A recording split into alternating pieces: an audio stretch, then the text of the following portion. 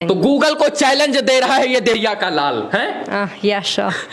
आपसे कोई सवाल पूछा जाए जवाब देंगे? Yeah, any question of physics. देखिए, who lead the foundation of physics? इनको करेक्ट किया था गैलीलियो गैलीली ने, वाह। एंड बाद में Johannes Kepler. What is the Chandrasekhar limit? मनियन Chandrasekhar, a very brilliant Indian physicist, वाह। जो कि बाद में कैम्ब्रिज जाके even but still later on it was discovered by Robert Oppenheimer and Snyder कि एक्चुअल में न्यूट्रॉन स्टार्स के if nothing can escape out of a black hole, then now does Hawking radiant come out of the black hole? Oops, that's a really brilliant question. Call wall भी आता है उधर से? हाँ, actual में Cambridge university से मैंने call receive किया था। मैं जो पढ़ाता हूँ that is of JEE and neat and 11th and 12th level, लेकिन मैं particularly under graduate and post graduate की बुक्स पढ़ता हूँ। मैं टू बी ट्रूली स्पीकिंग, मेरा कभी कोई फिजिक्स या मैथ्स का टीचर नहीं रहा है।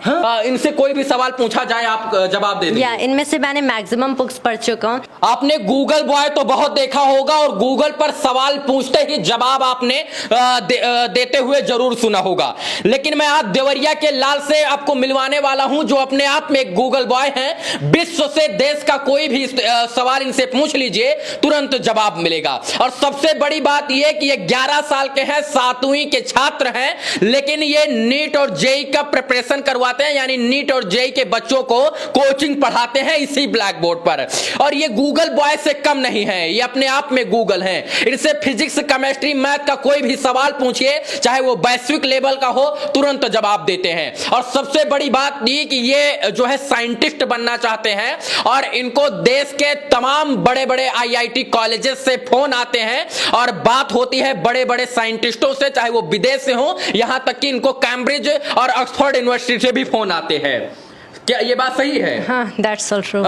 क्या नाम हुआ आपका? मेरा नाम सारिम खान है। सारिम खान देवरिया जिले से हैं और इनके पास ऐसी पावर है पढ़ने की जिससे ये किसी भी क्वेश्चन को सॉल्व कर सकते हैं।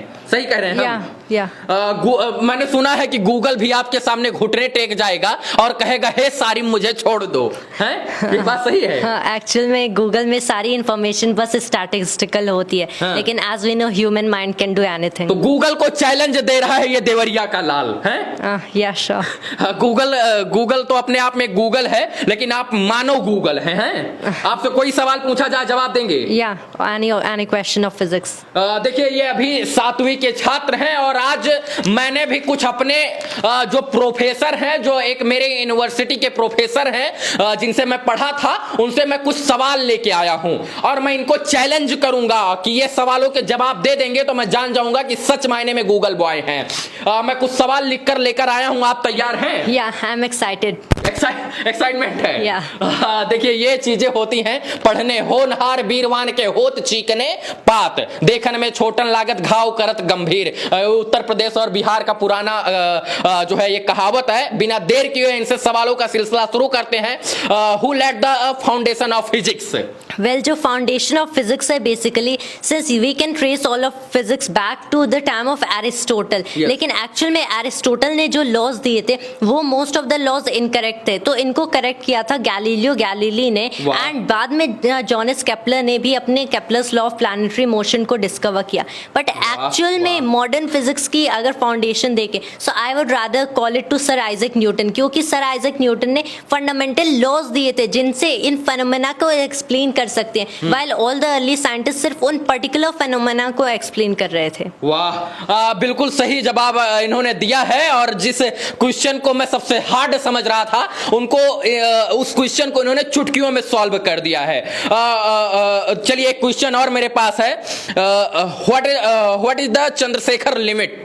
चंद्रशेखर लिमिट एक्चुअल में एक मास लिमिट है फॉर द स्टार्स की अगर हमारे पास कोई भी स्टार है जिसका मास हायर देन 1.4 सोलर मासेस है, तो जब ये काइंड का स्टार कोलैप्स करेगा तो ये एक व्हाइट ड्वार्फ नहीं बन सकता है। सिंस अर्ली टाइम में इट वाज बिलीव्ड कि एक्चुअल में कोई भी स्टार कोलैप्स करेगा तो इसे ब्लैक होल बनने से रोकने के लिए नेचर क्या करता है, इसे एक व्हाइट ड्वार्फ में ट्रांसफॉर्म कर सकते हैं, जहां पे इलेक्ट्रॉन डीजनरेसी प्रेशर इसके इनवर्ड ग्रेविटेशनल पुल को बैलेंस आउट कर देगा। लेकिन Subramaniam Chandrashekhar Chandrasekhar, a very brilliant Indian physicist, वाह। जो कि बाद में कैम्ब्रिज जाके even he raised against sir Arthur Eddington, जो कि greatest astrophysicist of his time थे इन कैम्ब्रिज। तो उन्होंने बेसिकली ये शो किया कि this is not true for masses higher than 1.4 solar masses, but rather later क्या हुआ कि फ्रिट्ज ज़िक्वी ने कंसेप्ट ऑफ न्यूट्रॉन स्टार्स, जहाँ पे न्यूट्रॉन डिजनरेसी प्रेशर से ग्रेविटेशनल पुल काउंटर बैलेंस होती है, उसका कंसेप्ट दिया, but still later on it was discovered by Robert Oppenheimer and Snyder कि एक्चुअल में न्यूट्रॉन स्टार्स के पास भी एक मास लिमिट है। तो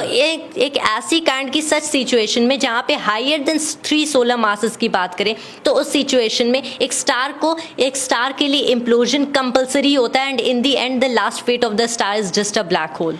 मैंने कहा था कि ये बच्चा देखने में छोटा है लेकिन घाव बहुत तेज से करता है और इसका निशाना अचूक होता है। ये सब कहां से सीखा आपने? ये सब मैंने बुक्स पढ़ के सीखा। आपने जैसा बताया कि आप आपने बताया कि चंद्रशेखर जी कैम्ब्रिज यूनिवर्सिटी गए हुए थे। हाँ। आपको भी जाने का मन है उधर से, सुना है कॉल वॉल भी आता है उधर से? हाँ, एक्चुअल में कैम्ब्रिज यूनिवर्सिटी से मैंने कॉल रिसीव किया था, एंड मेरा पर्टिकुलर ड्रीम है to go and study from Trinity College Cambridge. ओ, मतलब ड्रीम है ये? तो वहां से फोन भी आया था? किस पर्पस से? एक्चुअल में एक बहुत ही बड़े साइंटिस्ट हुए प्रोफेसर वॉल्टर लेविन, जिनको मैं as currently the greatest scientist alive on earth कह सकता हूँ इजीली। तो वो MIT में के एक प्रोफेसर, रिटायर्ड प्रोफेसर हैं, and as we know MIT is just a branch of Cambridge. तो उन्होंने वहां से मुझसे बात करने के लिए कॉल किया था। MIT की एक कैम्ब्रिज की एक ब्रांच है MIT, जिससे उन्होंने फोन किया था आपसे बात करने के लिए, और वो आपकी बात से संतुष्ट हुए, तो उन्होंने बुलाया है। And I've been receiving calls from many other universities like Osaka University, Japan, and University of Southampton. लेकिन मैं particularly Trinity College Cambridge जाना चाहती हूँ। देश से भी फोन आया IIT colleges? Most of the IIT colleges, like you can say IIT Bombay, IIT Delhi, IIT Roorkee, IIT Kharagpur, and so many more IIT. यानी देवरिया का लाल कमाल कर रहा है और अपने आप में ये ध्रुव सितारा है। अभी इन्होंने कुछ ये सॉल्व किया है, ये फिजिक्स का है। फिजिक्स का कुछ सूत्र है जो इन्होंने सॉल्व किया है। क्या, कौन सा लॉ है ये? This is centre of mass का कंसेप्ट, जहाँ पे हम position of centre of mass निकाल सकते हैं फॉर 2 पार्टिकल्स। लेकिन अगर हमारे पास ज्यादा पार्टिकल्स हो तो इसकी लॉन्ग फॉर्म यूज कर सकते हैं यूजिंग सिग्मा। अब इसको देखने के लिए आप कहेंगे, इसको देखकर कि ये पोस्ट ग्रेजुएट और 11th और इसके बाद ग्रेजुएट लेवल का सवाल है, लेकिन ये 7वीं के छात्र हैं और इनकी रुचि है ग्रेजुएट। ये इनका कहना है कि 7 में तो जरूर पढ़ते हैं, लेकिन ये किताबें पढ़ते हैं, प्रिपरेशन करते हैं ग्रेजुएट की और पोस्ट ग्रेजुएट की। 7वीं में रह के कौन से क्लास की किताबें पढ़ते हैं आप? मैं जो पढ़ाता हूँ that is of JEE and neat and 11th and 12th level, लेकिन मैं particularly under graduate and post graduate की बुक्स पढ़ता हूँ। वाह, देखकर आपको भी आश्चर्य होगा और मुझे भी आश्चर्य है कि 7वीं का छात्र 11 साल की उम्र और पढ़ाता है नीट और JEE के लड़कों को। यह अद्भुत है, यह अविश्वसनीय है, यह अकल्पनीय है। सोचिएगा तो आपका धरती खिसक जाएगा। चलिए एक और मैं क्वेश्चन लेता हूं। मैं अपने प्रोफेसर से लिख के आऊं। क्वेश्चन अच्छा है? If nothing can escape out of a black hole then now does Hawking radian come out of the black hole? Oops, that's a really brilliant question, right? कि अगर एक ब्लैक होल से कुछ भी स्केप आउट नहीं कर सकते तो हॉकिंग्स रेडिएशन, जो कि 1974 में स्टीफन हॉकिंग ने प्रेडिक्ट किया था, वो कैसे स्केप कर सकते हैं? And I really like this question. और मेरे इस क्वेश्चन आंसर की सीरीज का सबसे डिफिकल्ट क्वेश्चन था। ओप्स, तो ये बेसिकली ऐसा होता है कि एक्चुअल में Hawking radiation as it is classically believed from the interior of a black hole नहीं आती है, क्योंकि बहुत लोग मानते हैं कि हॉकिंग रेडिएशन ब्लैक होल के अंदर से आती है। लेकिन इसका प्रोसेस कुछ ऐसा है कि एक ब्लैक होल के अराउंड जो भी सराउंडिंग स्पेस है, वहां पे जो भी एनर्जी है, तो उस एनर्जी की वजह से particle anti particle pairs just above the event horizon of the black holes create होते हैं। एंड ये पार्टिकल एंटी पार्टिकल पेयर्स, इसमें से एक anti particle pair due to the high gravitational force of the black hole के अंदर जा सकता है। लेकिन जब ऐसा होगा तो ऑब्वियसली वी नो कि बाय द रिवर्स जो पार्टिकल पेयर होगा of this particle anti particle pair, अब ये एनिहिलेट करके प्योर एनर्जी नहीं क्रिएट कर सकते, एंड ये पार्टिकल वहां पे लीव कर देगा and it will go to distant universe. And जब ये particle as wave and light behave करेगा तो हमें ऐसा लगेगा कि एक्चुअल में ये रेडिएशन ब्लैक होल के अंदर से आ रही है, लेकिन ये रेडिएशन ब्लैक होल के अंदर से नहीं, रादर इसकी सराउंडिंग स्पेस में क्रिएट होती है। देखिए ये भी सवालों का जवाब इन्होंने अपने तरीके से विस्तार पूर्वक और बहुत अच्छा दिया है। बधाई आपको इन सारे सवाल का जवाब देने के लिए। देखिए ये जो सारी किताबें आप देख रहे हैं, principle of physics, Feynman's lecture of physics, इसके बाद ये फिजिक्स का जो है ये तमाम किताबें जो हैं इनको ये चाट गए हैं। मतलब एक होता है कि मास्टर लोग बोलते हैं स्कूल में कि घोर के पिला देंगे आपको किताब तो आपको आ जाएगा, और सच में ही घोर कर पी गए हैं पूरा। इनसे कोई भी सवाल पूछा जाए आप जवाब दे दीजिए। इनमें से मैंने मैक्सिमम बुक्स पढ़ चुका हूँ, जो भी JEE neat and RT level की बुक्स होती हैं। कुछ बुक्स मुझे अभी इनमें से पढ़नी है, लाइक करेंटली मैं ये वाली बुक पढ़ रहा हूँ। इसका क्या नाम है? University physics with modern physics. किसने लिखा था ये रिटन है बाय 4 ऑथर्स, सीएस ज़िमान्स्की, यंग एंड फ्रीडमैन। कहाँ के ये साइंटिस्ट थे? ये सारे साइंटिस्ट फॉरेन के हैं, ऑफ अमेरिकन पर्टिकुलर। तो अभी इसको पढ़ना बाकी है, आपको पढ़ रहे हैं मतलब। और इसमें सबसे महत्वपूर्ण किताब और सबसे अच्छी लोकप्रिय किताब आपकी कौन सी? ये एक्चुअल में मैंने करेंटली पूरा नहीं पढ़ा है, रेड फ्यू चैप्टर्स, लेकिन these 3 books are the best that I can consider. ये एक्चुअल में Feynman lectures on physics. ये एक्चुअल में 3 सेम बुक्स हैं, but different volume, different part है। लाइक कुछ चैप्टर इसके हैं, कुछ चैप्टर इसमें है, and then last few chapters इसमें है। तो यहाँ पे कंसेप्ट बहुत ही एक अच्छे मैनर में एक्सप्लेन्ड है बाय द ग्रेट एक्सप्लेनर, जिन्हें ग्रेट एक्सप्लेनर रिचर्ड फाइनमैन कहा गया है। जिन क्वेश्चन को मैं लिख के लाया हूँ, इन क्वेश्चन का आंसर प्रॉपर आपको गूगल पर भी नहीं मिलेगा। कहीं ना कहीं जिससे मैं पूछ के लाया हूँ वो बहुत बड़े यूनिवर्सिटी के प्रोफेसर हैं, और उन्होंने कहा कि इन क्वेश्चन का जब आप सवाल या आंसर मांगोगे तो हो सकता है कहीं बाई मिस्टेक वो थोड़ा सा ट्रैक से अलग हो जाए। लेकिन अभी तक मैंने 3 क्वेश्चन से पूछे हैं जो कि इन्होंने अच्छे से जवाब दिया है, और उसमें कहीं भी इनको दिक्कत नहीं आई है। एक और क्वेश्चन मैं लूंगा आपसे। चलिए, what is the wave of practical duality? Wave particle duality actual में it's a real weird concept of quantum mechanics. कि अगर इसकी ऑल द फाउंडेशन की बात करें तो it goes back to sir Isaac Newton के टाइम, जहाँ पे न्यूटन खुद and along with him other scientist believe करते थे कि लाइट को हम as a particle, and this kind of nature of light was called the corpuscular theory या फिर नेचर ऑफ लाइट, कि as particles, stream of particles define कर सकते हैं। लेकिन बाद में व्हेन देयर वाज यंग के experiment, Young's double slit experiment, and there were other great physicist like Huygens, जिन्होंने interference and diffraction of light को शो किया, तब इट वाज शोन कि लाइट को रादर हम एज वेव फिनोमेना एक्सप्लेन करते हैं। लेकिन फिर अगेन द प्रॉब्लम अराइज्ड कि अब एक्चुअल में जब फोटो इलेक्ट्रिक इफेक्ट की बात आई, जिसमें सर एल्बर्ट आइंस्टाइन ने खुद बहुत ही काम किया था, तो वहां पे लाइट को एज वेव भी अगर हम वेव करें तो कुछ भी एक्सप्लेन नहीं हो सकते, instead the theory goes wrong. तो कॉन्फ्लिक्ट आया कि क्या लाइट एक वेव है या फिर एक पार्टिकल है। एंड जो मॉडर्न क्वांटम फिजिक्स आई, मॉडर्न क्वांटम मैकेनिक्स, उसने एक्सप्लेन किया कि लाइट बोथ है, एक वेव भी है, एक पार्टिकल भी है। कुछ सिचुएशन में लाइट एक वेव की तरह बिहेव करता है, कुछ अदर सिचुएशन में लाइट एक पार्टिकल की तरह बिहेव करता है, but not just for light. Instead बाद में पता चला कि इवन जो रियल पार्टिकल्स होते हैं, like electrons, protons, neutrons, positrons, neutrinos and everything, तो इन पार्टिकल्स को भी हम एज वेव्स डिफाइन कर सकते हैं, एंड जो वेव्स होते हैं उनको भी हम एज पार्टिकल्स डिफाइन कर सकते हैं। And this kind of concept is known as wave particle duality. वाह वाह, बहुत बहुत आभार आपका। और आज मैं ये बात डंके की चोट पर कह रहा हूं कि मेरे देश का भविष्य असली मायने में आज उज्जवल है, क्योंकि हमको एक ऐसा होनहार वीरवान लड़का मिला है जो फिजिक्स और केमिस्ट्री और मैथ में किसी को भी चैलेंज कर सकता है, यहां तक कि गूगल को। मैंने टीवी पर बड़े बड़े शो यानी केबीसी में बहुत सारे गूगल बॉय को देखा, और मैंने सुना कि वो देश का विदेश का कोई भी जवाब दे देते हैं, लेकिन अमिताभ बच्चन जी देवरिया के इस लाल को आप केबीसी जैसे प्लेटफॉर्म पर कब बुलाइएगा, ये सबसे बड़ा सवाल है। क्या देवरिया के लाल को भी केबीसी पर जगह मिलेगी या नहीं मिलेगी?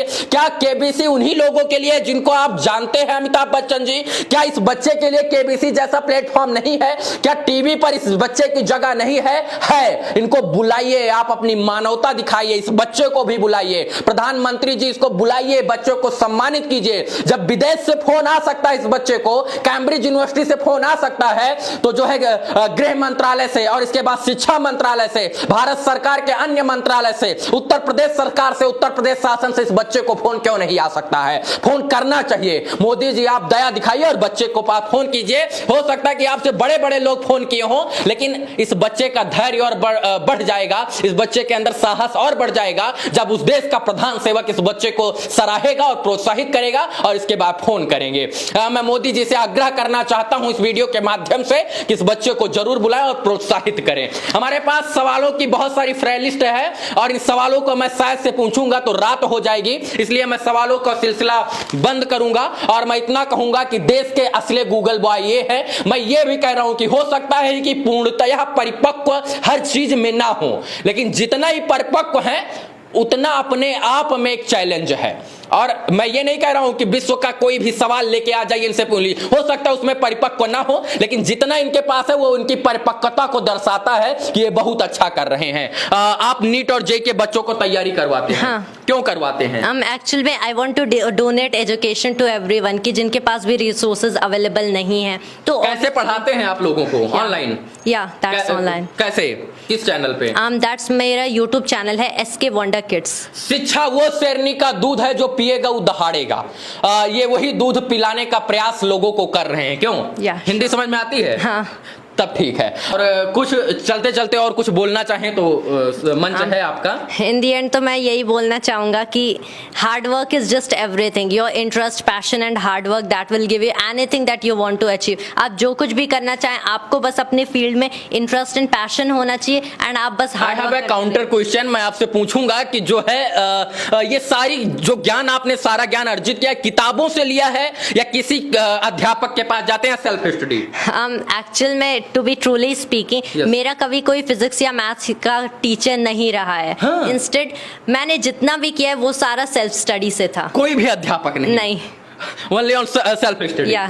बहुत देखिए बहुत ही धैर्य वाला ये जवाब था और बहुत ही सटीक जवाब था कि इन्होंने आज तक किसी को फिजिक्स और केमिस्ट्री में गुरु नहीं बनाया। नहीं। हाँ? नहीं। बल्कि इन किताबों से ही सीखा है।